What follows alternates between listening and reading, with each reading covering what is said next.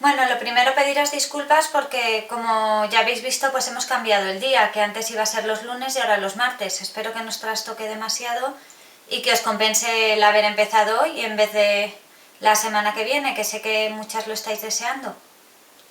Para la primera lección de hoy os voy a dar la bienvenida a mi pequeño taller, donde tengo la mayoría de los materiales que vamos a necesitar para empezar a coser. Bien, ahora os iré mostrando cada uno de los elementos que yo considero más importantes, iré hablando un poquito sobre ellos y espero que quede todo claro, si no, no dudéis en preguntar, ¿vale? Bien, lo primero que vamos a ver es dónde vamos a recoger la información. La información la podéis poner donde os dé la gana, o sea, aquí no se va a seguir vuestro cuaderno ni se os va a exigir como en el colegio, con lo cual yo, por ejemplo, una cosa que me parece muy práctica son las libretas. El tener una libreta normal y corriente, tamaño DIN A4, donde podamos llevar todo y que no se pierdan las hojas si sois muy desastres. Aunque yo personalmente soy de la opinión que es mucho más cómodo este tipo de cursos donde siempre vais a ir añadiendo información, porque a medida que os entusiasméis por la costura os pasará como nos pasa a todas, que empezamos a buscar información aquí y allá y vamos recopilándola y guardándola toda. Entonces luego es mucho más sencillo el decir, pues patrones de falda y tenerlos todos organizados en el mismo sitio. Entonces para eso es mucho más cómodo una carpeta clasificadora de anillas o como queráis. Yo, por ejemplo,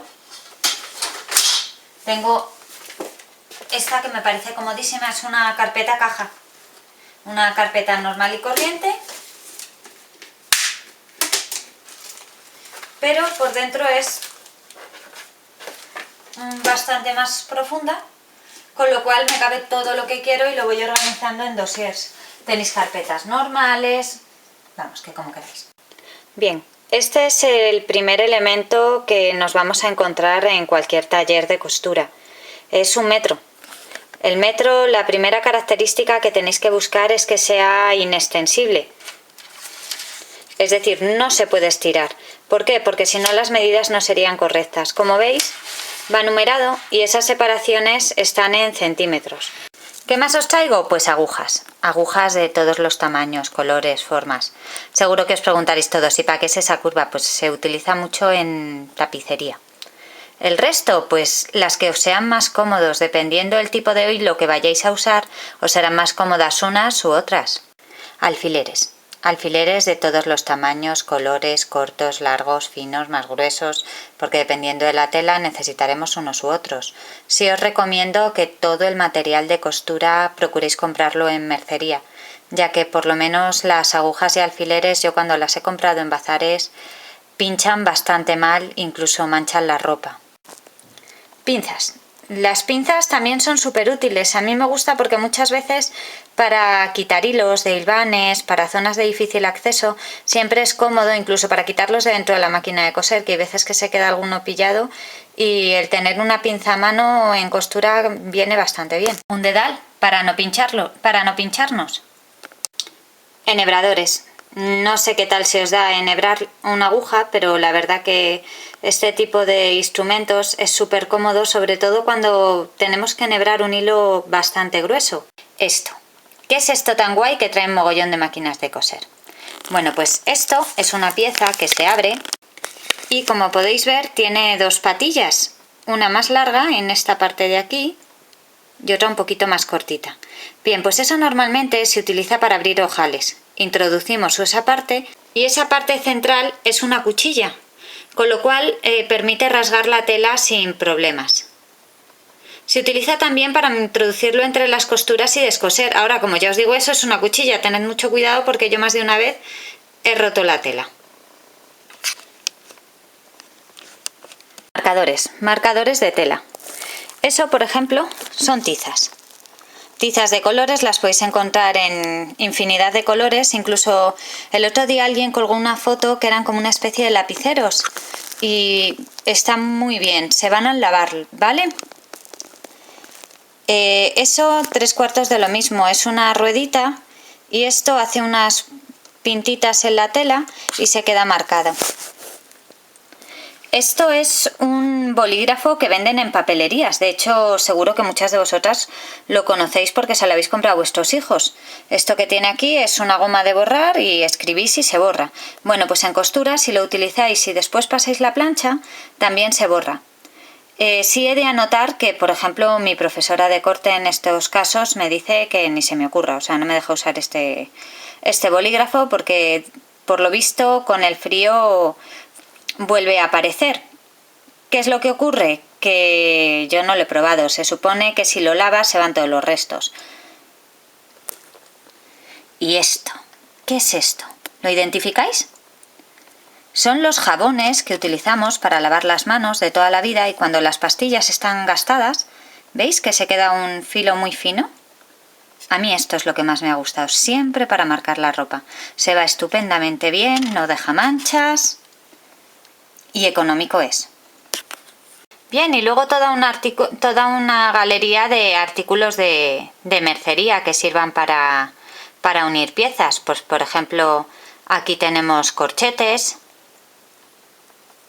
automáticos, cremallera, artículos de pasamanería, pues flecos, madroños, cintas para adornar, cintas plisadas de grosgrain, piculinas, cintas albiés, cordones. Bien, esta primera se llama tira bordada. Son tiras de batista y suelen llevar un bordadito aquí. Esto es una tira bordada de plumetti, esto se suele llamar plumetti, con pasacintas, porque tiene ahí para pasar un lacito, ¿lo veis? Esto es un entre dos que se debe coser por ambos lados. Esto es una puntilla de Valenciennes y esto una puntilla de encaje. ¿Qué es lo que necesitamos para los patrones? Pues lo primero vamos a necesitar reglas. Por un lado os recomiendo que tengáis alguna regla un poquito larga, por lo menos de medio metro, y que vaya numerada. Como podéis ver aquí, estas reglas van numeradas en centímetros. Bien, también es conveniente tener una escuadra y un cartabón. Los patrones los vamos a hacer a base de rectángulos, con lo cual es importante que los ángulos rectos realmente sean rectos, porque si no habrá partes donde las medidas no sean las correctas. ¿Cómo vamos a hacer un ángulo recto? Pues ayudándonos de estas reglas. Esta se llama escuadra, tiene dos lados iguales y un lado desigual. Y donde se juntan los dos lados iguales se formaría el ángulo recto. Esta tiene tres ángulos desiguales, los tres lados son distintos y donde se juntan estos dos más cortos, porque este es más largo que esos dos, se formaría el ángulo recto. Esto se llama cartabón, esto se llama escuadra. Me da igual que tengáis uno de los dos, o que tengáis una regla en cuadratura. Son reglas, aquí no tengo ninguna, pero es una regla que directamente es así.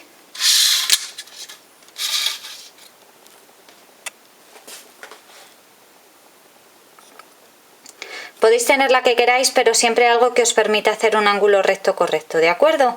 Todas estas reglas sí que no hace falta que tengáis una gama de Faber-Castell o una alta gama cara. Estas reglas las podéis encontrar, sí que las podéis comprar sin ningún tipo de problemas en bazares. Bien, otras reglas que vienen súper bien son las reglas curvas. Las reglas curvas son las que nos van a ayudar a hacer las sisas y nos van a ayudar a dar forma a la cadera de las faldas. Estas reglas, por ejemplo, están hechas de papel. Las tenéis en el blog y os dejaré aquí por si no queréis comprarlas, las podéis imprimir sin ningún tipo de problema. Estas son reglas plásticas escolares, las podéis encontrar en cualquier sitio y sirven exactamente igual que esas, aunque sean más bonitas. Yo a partir de estas creé estas, que son las típicas que se utilizan en costura, pero para hacer una curva no hace falta que sean estas específicas. Papel. El papel típico que se suele utilizar para hacer patrones es el papel de Manila. El papel de Manila es un papel con una textura muy similar a la de un periódico, es decir, que no es un papel rígido ni muchísimo menos. Lo podéis encontrar en diferentes colores. A mí personalmente el que me resulta más cómodo es el blanco, porque muchas veces para hacer un patrón necesitas calcar otro y con el blanco se ve muy bien. Pero no es el único papel que podéis usar. Hay gente que utiliza papel de periódico y quedan unos patrones geniales. Incluso folios, lo que pasa que sí es cierto que un folio queda muy rígido y luego al mover la tela pues es más incómodo. A mí personalmente lo que más me gusta es el papel de Manila. Estos tipos de rollos vienen en pliegos, vienen como 25 pliegos y se llama una mano de papel de Manila. O sea, si vais a la papelería a comprarlo, pedir una mano de papel de Manila y más o menos ronda los 2,50 euros, una cosa así. O sea que es un papel muy asequible. ¿Que queremos hacer patrones más grandes o más largos? Pues siempre tenemos rollos de papel. Este, por ejemplo, es un rollo de papel de Ikea que está bastante bien, la verdad, y cuesta menos de 3 euros. Bien, también podemos usar el papel craft. Yo, por ejemplo, cuando quiero que un patrón me dure bastante, ya que coso mucho para bebé, por ejemplo, esto es un faldón de corte trapecio para un bebé de 3 meses. Pues evidentemente, como lo utilizo muchísimo y no quiero que se esté deteriorando ni tener que coserlo ni tener que hacerlo cada 2×3, pues me es mucho más cómodo tenerlo en un papel un poquito más fuerte, más duradero, y con esta plantilla ya hecha pues la puedo pasar al patrón que me dé la gana. Lo puedo incluso pasar primero a papel de Manila y después a la tela para trabajar con él más cómodo. Bien, los hilos. Los hilos sí os recomiendo estos conos grandes, tenerlos por ejemplo en blanco y en negro, ya que económicamente salen mejor y es una gama que vais a usar. Luego conviene tener algún hilo malo para hilvanar, hilos que se rompan fácilmente para poder quitar los hilos cuanto antes. Esta es una marca Presencia, que es económico y cose muy bien. Esto es una marca Duet, que es un poco mejor de calidad y también un poquito más caro. Y esta es la marca por excelencia de hilos, que evidentemente es la más cara también, pero también es la que mejor cose, que es la marca Gutermann. Luego tenemos este tipo de hilos, que son hilos para bordar. Se tienen que ir sacando las hebras. Y con esto sobre todo es con lo que se hacen las aplicaciones de patchwork en camisetas y esas cosas.